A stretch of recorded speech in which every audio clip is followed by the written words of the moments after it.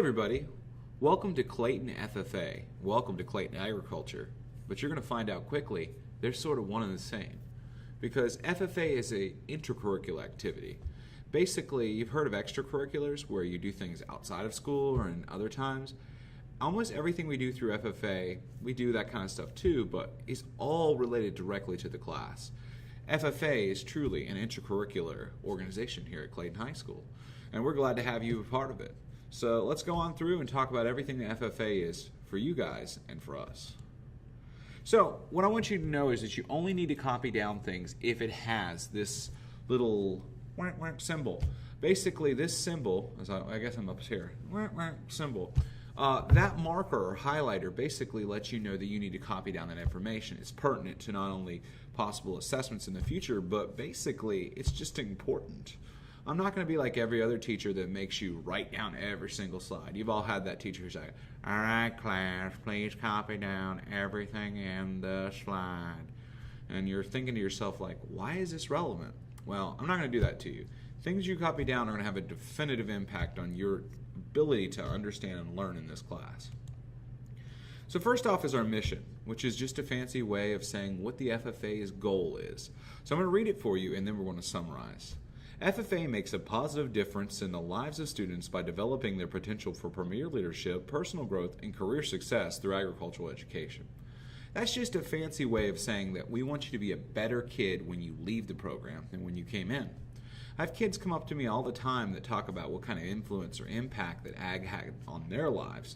And it's great, but I don't expect you to be state officers or national officers. What I expect you to be is just a better student when you walk out of the program. Whether you learned something or you just had a fun time. I want everyone to learn, but at some point, I want everyone to enjoy themselves. So I'm looking forward to doing that with you this semester.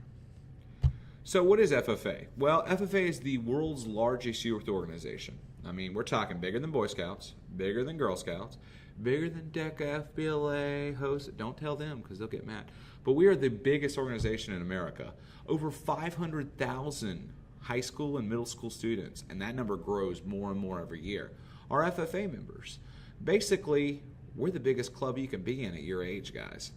And we have an impressive national convention every year in Indianapolis with over 85,000 students gathering to really fellowship and learn from the agricultural community.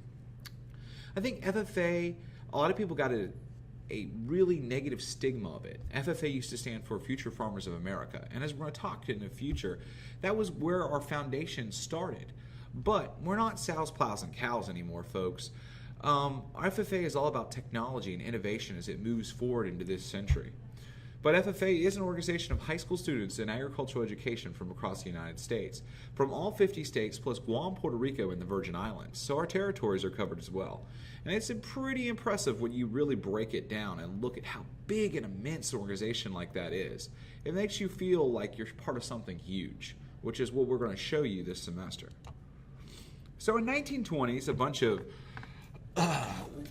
white, young, cultured gentlemen in Virginia, I say that because it was the 20s, and you could look at these Teddy Roosevelt-esque pictures up top here.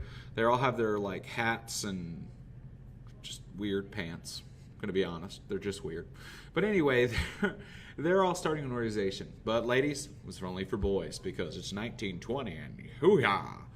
But anyway, they started in Virginia at Fort Defiance High School. And shortly after, North Carolina started the Young Tar Heels Farmers here in North Carolina. It all was the foundation in the development which eventually became the FFA program that I love, and hopefully you'll develop a fondness for it too as we go through this semester.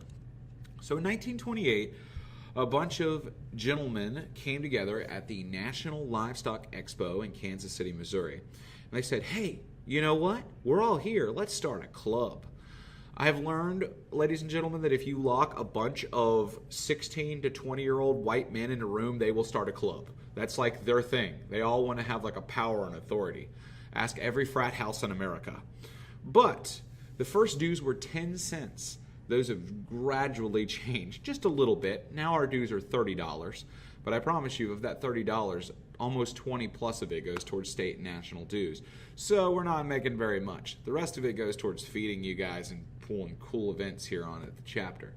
But guys, a little bit of an inflation, as you can see. I'm sure you've all heard your grandparents talk about how they could go see a movie, fill 2 tanks of gas, and get a Reese's cup or Snickers bar. I don't know. I sound like an old person just saying that.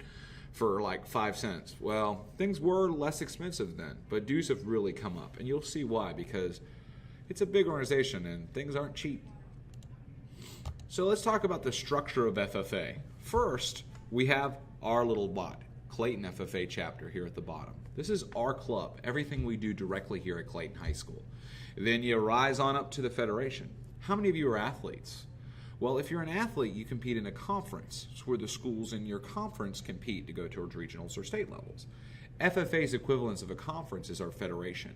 And we're really unique in Johnson County that our conference is Johnson County. So we're competing against Princeton, South Johnson, West Johnson, North Johnson. There's a lot of cardinal directions of Johnsons. If there's no East Johnson, I'm sort of scared. But then you've got Cleveland, Corinth, Holders, and us, 7 schools that compose the Johnson County Federation. We're really unique in North Carolina that only us and Wake County have federations that are composed completely of just within county schools. Then we have our East Central region, which is super competitive. When I was teaching out East, like there might be contests where only 4 teams showed up and top 3 went to states. Not our region. No, in our region, you'll have 25 teams show up for a contest. So it is competitive to get to the next level. But I do think it drives you guys to be a little bit better when we go to these contests.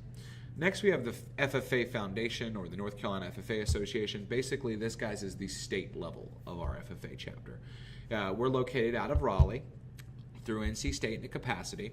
And we have over 500 chapters in North Carolina that compose the state. So that's pretty competitive when you consider to win a state championship in FFA, you have to be the best of 500 plus schools. So then you have National FFA, which the broad scope of it is, like I said, 500,000 plus members. So to get to nationals and anything is very impressive. So our FFA chapters composed of 6 student officers typically. Ours actually runs 10 officers in a committee of 3, but we'll talk about that in a second. The national officers are composed of 6 student officers, all from different regions. We'll see that in a little bit. But a standard officer team has a president, a secretary, and 4 vice presidents stationed at different levels. Next, you have the North Carolina State FFA offices, and they elect 6 officers, 5 vice presidents, and a president. They're stationed at different stations. This is actually this year's team that was elected to serve as the 2018-2019 team. Next, we have the East Central Regional FFA officers, and they're composed of at least 6 members. We usually have 6 to 8 officers elected at regional interest. We have interviews coming up in February or March of 2019, so if you're interested in trying to be a regional officer, please let me or Ms. Rakowski know. We would love to have. We can have 2 candidates from Clayton High School. One of our past presidents, Holt Barber, was actually a regional officer. It is competitive, but it looks great on that resume, and it's an awesome way to show you want to take your FFA passion to the next level. The Clayton FFA officers are listed here. Now, at this point, I'd like you to pause the video and copy all this down, because that's a lot for me to talk about. But you can see everyone from President Victoria Ward all the way to Senior Coordinator Jacob Scott. All of these officers composed to make our chapter run smooth. So, if you have any questions, these guys right here are the people to ask. Their goal is to make sure your job as Clayton High School, as an FFA member, is awesome and that you enjoy yourself. So, if you have any issues with them, tell me so I can get them. No, I'm just kidding. They're going to be awesome, and you're going to answer any question you have. And if they don't know the answer, they'll come find me or Ms. Rakowski, and we'll figure it out for you. So let's talk about the emblem real quick. We're almost done for the day, guys. Told you we'll keep this first video short and sweet. So if you look outside of the FFA symbol, which you can find all around the classroom, or just Google search it, guys. We're in 2018 now, 2019, as we go on. But guys, things change. But the ear of corn is always on the outside of the FFA symbol. And what the ear of corn is, and it's not like this, it's like that. So imagine you've got an ear of corn and you're holding it like, looking at it like a periscope and not like sideways. All right, I have to show this to every class, but I wanted you to get clear. The ear of corn's job, guys, is to provide that FFA is a national scoped organization. Basically, corn is grown in all 50 states. So when they were trying to choose something to represent the national ties, corn was picked as our crop. From Alaska to Hawaii, from Maine to Florida, all of them grow corn. So we chose corn because it was that national unifying symbol. Also, there's an incredibly innovative and amusing joke on this slide. I need friends. So, next we have the eagle, which you'll see on top of the symbol. And what the eagle was chosen is it was a national symbol. Basically, the eagle is a symbol of freedom in America. Fun fact for you, though, there were actually 3 birds that they tried to choose as our national symbol. When the forefathers came together, George Washington proposed the bald eagle. And let's be glad it won out, because then when I tell you the other 2 options, you're going to be like, oh goodness, thank God. So Thomas Jefferson wanted the dove, the powerful symbol of America, right? Rolling into war on the power of our dove. So that wasn't picked. Ben Franklin, I had to get all my fathers mixed up there. Ben Franklin had the more amusing one, though. He actually wanted the turkey as our national bird, which would make Thanksgiving a much more messed up holiday. But, yeah, I'm glad the bald eagle won out. But we chose it as a symbol because it is a national bird. And you could imagine all semester you're going to be exposed to my amazing meme-finding abilities on the internet. So just enjoy that. Take that in for a second. Next, we chose the rising sun, and it signifies progress in the future. Like I said, we're not sows, plows, and cows anymore, folks. We're moving on towards the technology, innovation, and science in the future. So we chose the rising sun as a symbol for that because it represents the new dawn of agriculture. So the plow, by the way, this guy in this picture, that is how you plow right there in a full suit with an awesome hat. But the plow, which most of you probably don't even think about because we've got tractors these days that do our work for us. The plow is a symbol of innovation in agriculture, and it's also a symbol of hard work. Anyone who ever pushed a plow can tell you that. So we chose the plow to represent the labor and tillage of the soil and the ability to take that next step to work hard to be successful in FFA. Then we chose the owl. I got a bunch of fun facts about the owl, but I will choose my favorite one, and you'll hear lots of them through the year. But when they chose the owl, it's a symbol of wisdom, right? The wise old owl. I always think of that Tootsie Roll Pop commercial. Mr. Owl, how many takes does he? Yeah. Anyway, like I said, get ready for the randomness that is me. But the owl was actually a really hard sell to some people in Southern California and northern New Mexico. A lot of the Native American tribes there use the owl as a symbol of death. So when their kids were sending paperwork home to join FFA, they wouldn't join. But I mean, I don't know if I would be comfortable with my high schooler joining a club that had a Grim Reaper.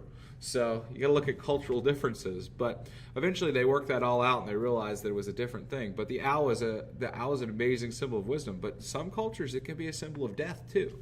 So it just shows you that we have lots of craziness going on in the world. We also put the words agriculture, FFA up there. Sort of seems relevant, right, to the FFA. But basically, it just shows you the scope of what leadership goes forward and how things grow. And the last slide you have to copy for today, which guess what, guys, is only the, 3rd slide? So you're welcome. Are that the colors are national blue and corn gold, not blue and yellow. It's national blue and corn gold. And Ms. Rakowski and myself will count you absent. Oh gosh, we can't do that. We don't have that kind of power. We'll count you wrong on your quiz if you write anything besides national blue and corn gold. So that's where we are. Make sure you copy that down because I guarantee you will see that again. So we have our FFA motto, which is learning to do, doing to learn, earning to live, and living to serve. And we also have our code of ethics, which I'm not going to sit here and read it to you, but you can just basically understand that the code of ethics is our goal of what we should live by, how our classroom should be run, ethics in general. So we're stopping for today, but get ready for more videos throughout the semester. And if you've got me in class, you're going to see me. But I do these so everyone has access to the gloriousness that is me.